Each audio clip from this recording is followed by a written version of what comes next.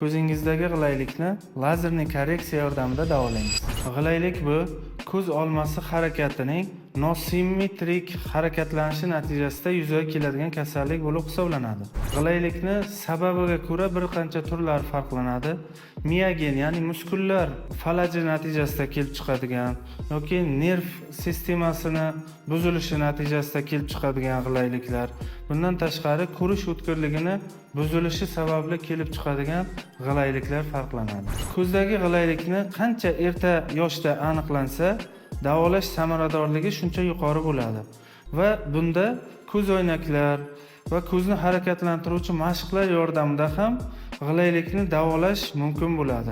Agarda morfologik o'zgarishlar bo'ladigan bo'lsa, bunda albatta jarrohlik amaliyotini talab qiladi. Jarrohlik amaliyoti 4-6 yosh oralig'ida qilinsa, samaradorligi yuqori bo'ladi. Ko'rish bilan bog'liq bo'lgan g'ilayliklarda lazerli korreksiya yordamida butunlay g'ilaylikni bartaraf qilish mumkin va bizning klinikamizda bu ko'p yillardan beri amalga oshirilib kelinmoqda.